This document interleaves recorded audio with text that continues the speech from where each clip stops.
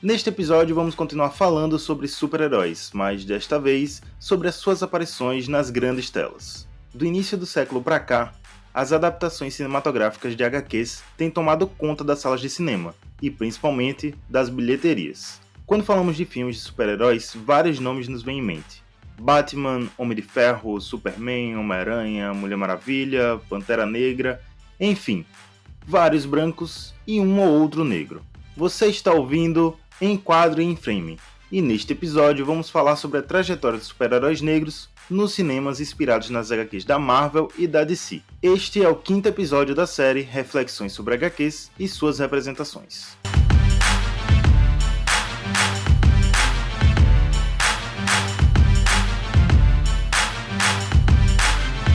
Existem debates e controvérsias sobre o marco inicial do cinema, mas de modo geral, é considerada a primeira exibição de um filme a chegada do trem na estação, em 28 de dezembro de 1985, na França, mais especificamente no Salão Grande Café, em Paris. Nesta data, os irmãos Lumière fizeram a apresentação pública da sua invenção, o cinematógrafo. Mais de um século se passou, e milhões de filmes que podem ir de 42 segundos a mais de 4 horas de duração foram desenvolvidos e lançados. O cinema avançou de formas inimagináveis. O som, as cores, o 3D, o IMAX, e continuamos evoluindo. No meio de toda essa história estão as adaptações de histórias em quadrinhos para o cinema. Há quem pense que essas adaptações são algo recente, que tiveram seus primeiros passos com os filmes do Batman lá na década de 1980, e ganharam força recentemente, mas não poderiam estar mais enganados. O primeiro super-herói a chegar nas telas dos cinemas foi o Capitão Marvel, hoje conhecido como Shazam, em 1941. As aventuras do Capitão Marvel passou no cinema como uma cinesérie dividida em 12 episódios, que juntos totalizam mais de 3 horas de produção. Esse formato de minissérie era muito comum na época, já que ainda não existia televisão. As pessoas iam para salas de exibição semanalmente assistir episódios das suas aventuras preferidas, que nem fazemos hoje em dia no sofá de casa. Outros heróis também ganharam adaptações nesse formato. Pela DC, primeiro veio The Batman, traduzido no Brasil como O Morcego, em 1943, que além de trazer pela primeira vez o detetive mascarado em live action para as telas, também foi responsável por apresentar vários aspectos famosos da mitologia do Batman que ainda não existiam nos quadrinhos, como o Mordomo Alfred e a Batcaverna. A Marvel, que na época ainda se chamava Timely, lançou o Capitão América em 1944, propaganda a soberania estadunidense nos momentos finais da Segunda Guerra Mundial. Na década de 1950, com a chegada das televisões nas casas norte-americanas, o formato de cinesérie caiu em desuso e as produções migraram para as novas telas. O primeiro considerado realmente como um filme de super-herói veio também neste período, em 1951, intitulado Superman e os Homens Topeira. O Super-Homem volta a protagonizar uma longa-metragem em 1978, no considerado marco inicial em grandes produções de super-heróis para o cinema. O filme, dirigido por Richard Donner e protagonizado por Christopher Reeve, fez tanto sucesso que ganhou 3 continuações e um spin-off, o filme da Supergirl, que acabou marcando o primeiro filme protagonizado por uma super-heroína. A DC aproveitou muito bem a investida nos cinemas. Todos os seus filmes a partir do Superman foram produzidos pela Warner Bros., centrando as produções em um só lugar. Em 1989, eles trazem o Batman de volta para as grandes telas. Desta vez, Michael Keaton deu vida ao detetive mascarado e o longa foi dirigido por Tim Burton, que retornou para a direção do herói em mais 2 oportunidades. Enquanto a DC estava alçando sucessos com sua parceria com a Warner Bros., a Marvel apostava em telefilmes, ou seja, filmes lançados diretamente para a televisão. A primeira empreitada veio em 1977 com Spider-Man, sucessivo de um filme do Doutor Estranho e 2 do Capitão América. A primeira investida para as grandes telas veio apenas em 1986, com o inusitado filme de Howard o Pato, produzido pela Universal Pictures. Se hoje o público geral consegue aceitar com normalidade um pato humanoide nos filmes de super-heróis, na década de 1980 não podemos dizer o mesmo, ainda mais com um filme de humor ácido e efeitos não muito bem refinados. Como já citado em episódios anteriores, o primeiro sucesso da Marvel nos cinemas veio proveniente da compra da editora Malibu. Apesar do protagonista nos quadrinhos ser um homem branco, Homens de Preto trouxe como estrela do filme Will Smith, emplacando em um sucesso de bilheteria que resultou em mais 3 filmes, além de uma série animada e um spin-off.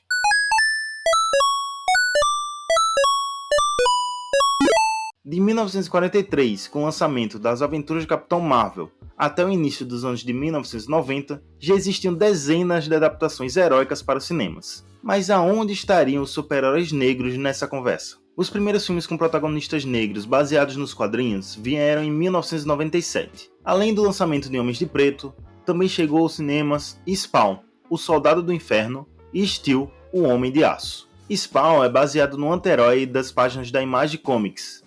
O filme não foi uma superprodução, tendo como seu diretor Mark Azaide-Pé, que não tem uma filmografia relevante, e protagonizado por Michael J. Walt, que também não emplacou sucessos.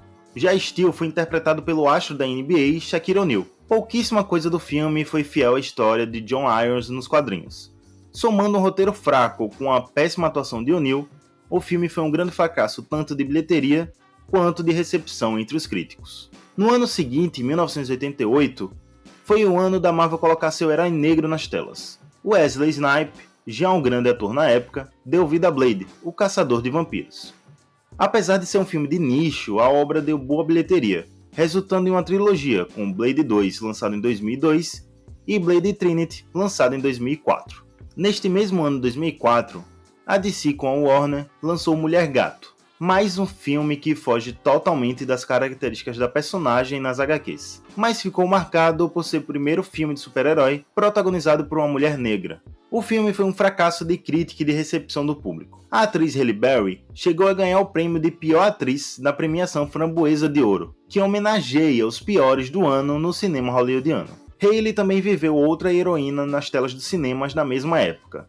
Desta vez, adaptando os quadrinhos da Marvel, Halle Berry interpretou a Tempestade em 4 filmes da franquia dos X-Men, tendo a sua primeira aparição em X-Men, do ano 2000, e a última em X-Men Dias do Futuro Esquecido, em 2014. Apesar da personagem ser importante nos quadrinhos do Grupo Mutante, nos cinemas ela não teve um merecido papel de destaque e seguiu sempre como uma coadjuvante nas tramas. Essa falta de impacto da Tempestade no cinema não foi por acaso, e foi até centro de um episódio cruel dos produtores da Fox. Matthew Vaughn dirigiu o filme X-Men Primeira Classe, mas ele já havia sido convidado para comandar X-Men o confronto final. Em uma entrevista recente, o diretor afirmou por que rejeitou o convite. Fui ao escritório do executivo e vi um roteiro de X-Men 3.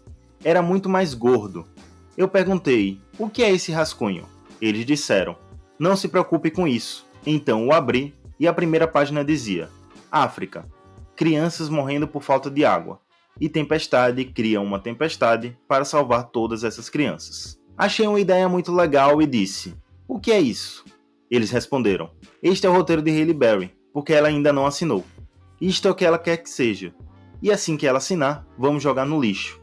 Então eu pensei, se você faz isso com a atriz vencedora do Oscar e que interpreta a Tempestade, eu desisto. O resultado é que Vogue não dirigiu o filme, Halle Berry interpretou a Tempestade tendo papel ínfimo e o filme foi um completo desastre.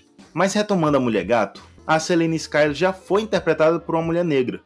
Isso aconteceu na série do Batman da década de 1960, na qual a atriz e cantora Eartha Kitt dá vida à vilã. No filme de 2022, The Batman, Zoe Kravitz, uma atriz negra, também dá vida a Selene Sky nas telas do cinema.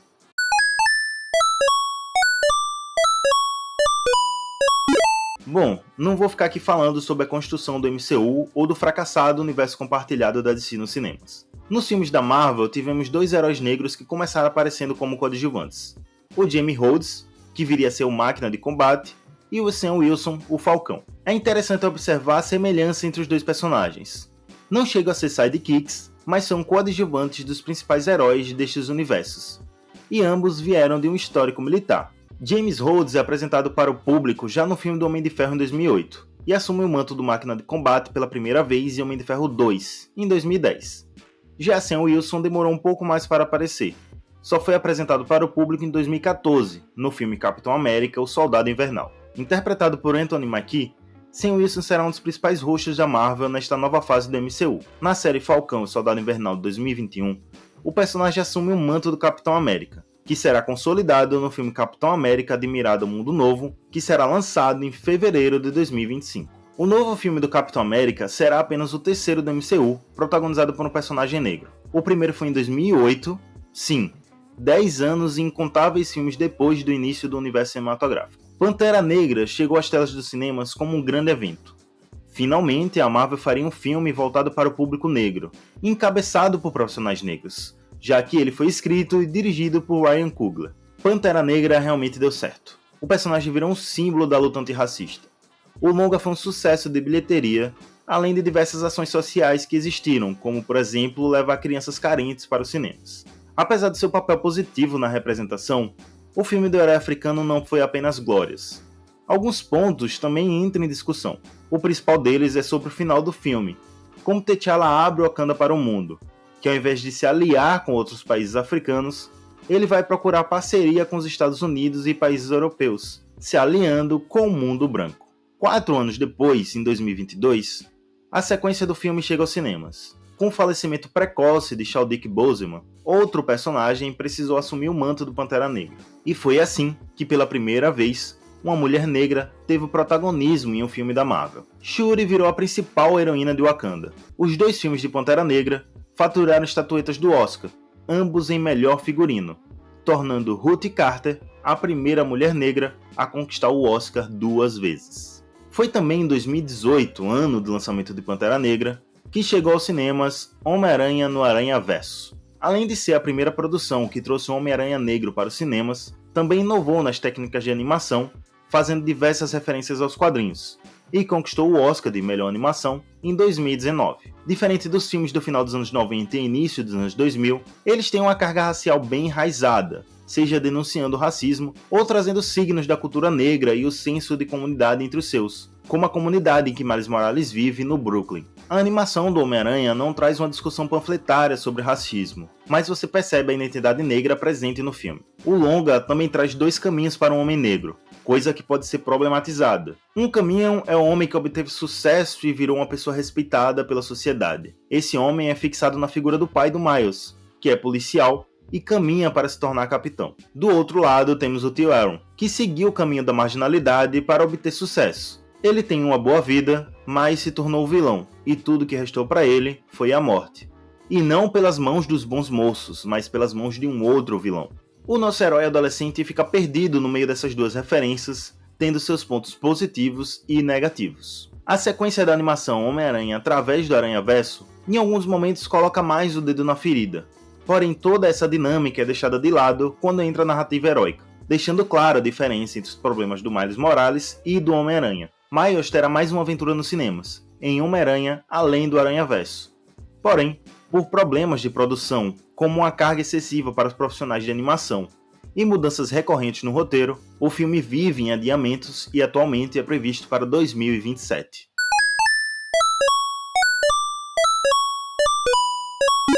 A DC com a Warner voltou a nos apresentar um super-herói negro nos cinemas em Liga da Justiça, lançado em 2017. O polêmico filme trouxe na composição da equipe o Cyborg, personagem que ficou famoso nas animações dos Jovens Titãs. O personagem ganharia um filme solo anos depois, porém, com o fracasso de Liga da Justiça, além de denúncias do ator Ray Fisher, que interpreta o herói, por assédio moral e conduta antiprofissional do diretor Joss Whedon, o filme foi arquivado. Um herói negro veio protagonizar outro filme baseado nos quadrinhos da editora em 2019, O Adão Negro. Tudo bem que o personagem não é um herói, mas durante o longa ele é colocado em um espectro de anti-herói, sendo um vilão para os Estados Unidos, mas um salvador para a população de Kahndaq. O filme, que traz Dwayne Johnson como protagonista, tem várias problemáticas, para além de ser um filme de qualidade bem duvidosa. O Adão Negro retrocede em termos de representação do homem negro, trazendo um personagem selvagem que rejeita o diálogo para resolver todas as suas questões à base da violência. Em contraponto a ele, também é colocado um personagem negro, o Gavião Negro, que se porta basicamente como general militarista e exerce uma ideologia maniqueísta, só existe o bem e o mal, o certo e o errado, os heróis e os vilões. E no pensamento dele, os heróis são os que vêm dos Estados Unidos e o vilão é aquele que está tentando libertar o seu povo.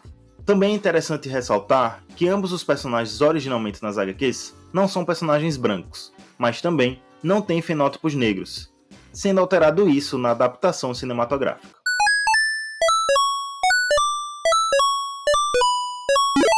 Entre a primeira adaptação cinematográfica dos quadrinhos, lá em 1941, e o primeiro protagonista negro, tivemos aí uma espera de 56 anos. Depois de alguns filmes com heróis negros, tivemos um novo intervalo entre 2004 e 2018. Aparentemente não teremos mais intervalos tão grandes para vermos negros e negras protagonizando filmes heróicos. Mas que também esteja claro que isso não é porque as empresas ficaram boazinhas e olharam para a diversidade como algo necessário, mas sim como algo rentável que veio de uma exigência da audiência. Na televisão, esse século foi um pouco mais generoso, pelo menos em números, com os rostos negros, mas isso fica como um papo para um outro momento.